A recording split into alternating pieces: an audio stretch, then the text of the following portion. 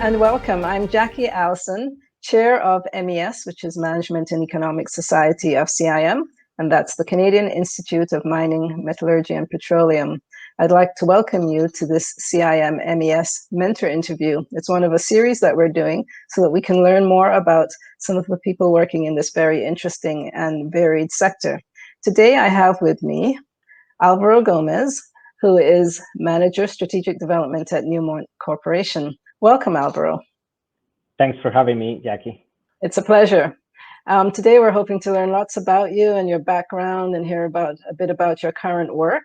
And so maybe I'll ask you to start a little bit talking about your educational background so we understand what that training was that got you to where you are today. Sure. Yeah, I think so. I completed a Bachelor of Science in Geology down in Colombia, where I'm originally from. And after that, I recently completed a Master's in Mining Engineering with focus on economics and finance at the University of British Columbia. Yeah, so tell us a little bit about how you made that choice. And I know it was some years after you started working, but tell us what made you interested in, say, in the more finance, economic side of the business. Yeah, well, that's a great question. I think, I always wanted to get a better understanding of the reality on the ground. So that's the kind of like the reason why I made the decision to start with the technical side of things. And then I started the geology program, but the kind of like what I was always very interested in was in the finance/business side of mining. So the reason why I started from there, but I say like I need to get some training on this other side of the business that made kind of like make me make the decision to move towards the finance side of things at UBC. Yes, that makes sense. I think, people can't really underestimate how important it is to have, if you're going to work in this business, to have a technical understanding of what's going on, but also understand that it is a business, and therefore there are things that one needs to understand about what impacts a business to the bottom line and how decisions get made. So great points there. So maybe you could tell us now a bit about some of the jobs you've been in. I know you've worked in a couple of different companies with different focuses. So start off with that first job. Maybe tell us a little bit about how you got it and then what kind of work you were doing there. Yeah, so right after the geology school, I think I joined Argos, which is a leading cement and producer company in the Americas. And I was working there for a few years as a project geologist, where I was more focused on, doing all that fun stuff, which is field mapping and core sampling, working on different drilling campaigns. And I actually got the opportunity to do and to get some training on geomodeling software. So I think it was a great time. But again, going back to the point that I was always kind of like interested in reading the news about companies acquiring a new asset, or even companies acquiring another full enterprise. So I said, this is great in terms of the technical side, but again, I think that I need a little bit more to better understand the full picture. So after a few years there, I started the plan of doing my master's degree, and I started looking for programs around the world. I looked at a program in Western Australia, one in Europe, one in UBC, and I ended up getting a couple of scholarships to get into UBC. So I made that decision about 4 years ago. Wonderful. And would you say then, along the way, that you've had the chance to be mentored by anyone in industry? Is that something that's available easily? Sorry, what was... whether you had a chance to find mentors in industry? Yeah, no, absolutely. I think it's always very important to read about, successful professionals in the industry that you're in.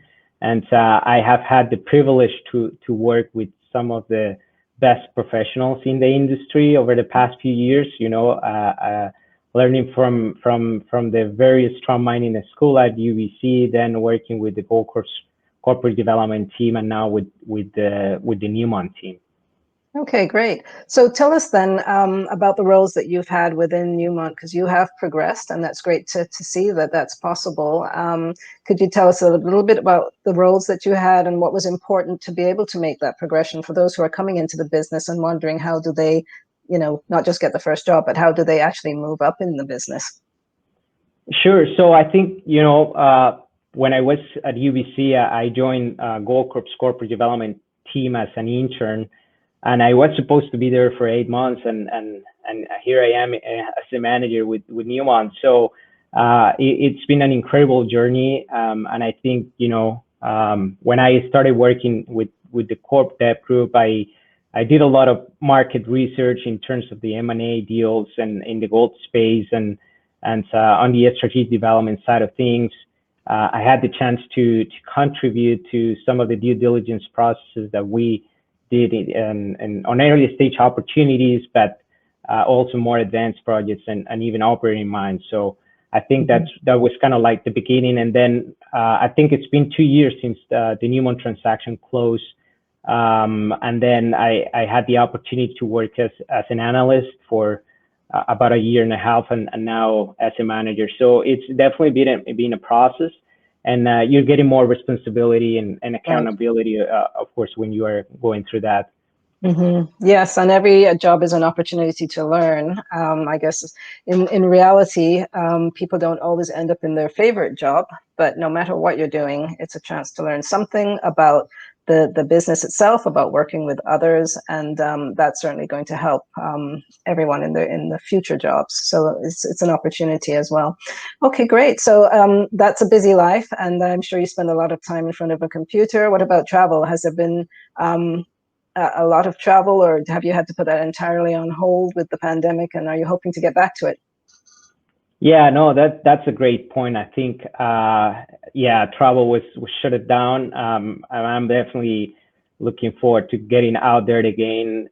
It's been a year now, so lots of time in front of the computer, doing lots of financial analysis, financial modeling.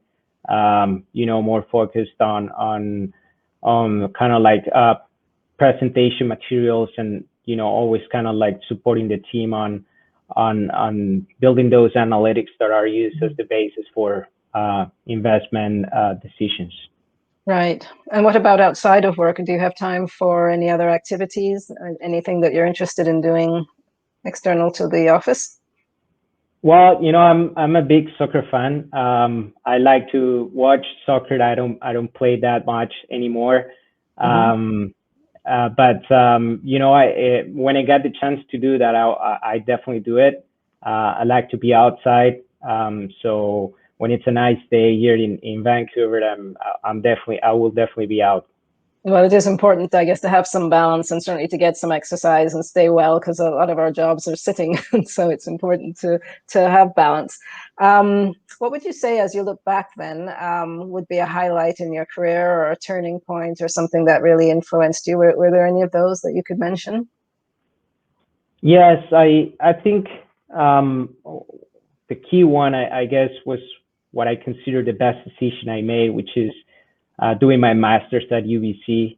I think that was certainly an inflection point in my career, and again, I think it was the best decision. Otherwise, I'm not sure if I will be here. And leveraging all the work that I did before UBC, and learning from the best, and having that opportunity to join the best companies in the space it's been just great. So yeah, I think it was very good decision. Wonderful. Yes, key decision there. What about challenges? Life isn't always a straightforward path. We recently had a student day last week, and we were describing how certainly in mining, it's a cyclical business. Sometimes you're doing better than you expected at a particular point in time. Other times you're actually not where you thought you would be. People get laid off. Sometimes they have to reinvent themselves. But it's a lot of what's important is networking, to have that group of people that you're in touch with. So if there are opportunities, you tend to hear about them, but also you're exchanging ideas, you're building yourself, you're helping others to be better at what they do as well. But there are challenges that come along the way as well. Is there anything in particular you could say as a challenge that you had to overcome? Well, I think, I wouldn't call it a challenge personally, but I think it was definitely an adjustment period when I make that decision to go from the technical side to the financial side of things, and then change a culture shift as well. But it's just, you gotta reinvent yourself and being able to adjust to new things. And, that's, I think, how it works. And not only on the personal side of things, but also on how the business dynamics change. Yeah, one has to be flexible and somewhat nimble, and it's about being aware of what's going on around you and making the best of it and understanding people. So there's, the intelligence quota, but there's emotional intelligence as well, very important to be successful. So good to hear some of your insights there. Are there any final tips you'd like to leave for someone who may be listening, say early in their career or a student? Yeah, well, I think, I believe that you, as a student, early stage in your career, you always have the opportunity to create your own luck with preparation and opportunity. And I certainly believe that you got to do your own homework and, put the extra hours and get the best preparation possible. And then, always be open to those opportunities, do the networking and stay in touch with people, and let people and companies know that you're there and what you're capable of with, based on your preparation. And one more thing is just be always flexible. I mean, mining, it's a global business. And even though you have many kind of like head offices in the main cities, there is an entire world out there to be explored. So when the opportunity comes, just get out of that comfort zone and enjoy that experience. Excellent advice. In fact, particularly what you said there about preparedness meeting opportunity, that can make all the difference. And mining doesn't just happen in cities. Absolutely true. There's so much out there, and everything is wonderful to learn about. So thanks very much. We really appreciate your insights, and we wish you the best as you continue in your career. And hopefully we'll have a chat to talk to you later on in your career. Likewise. Thanks very much, Jackie. Thank you very much.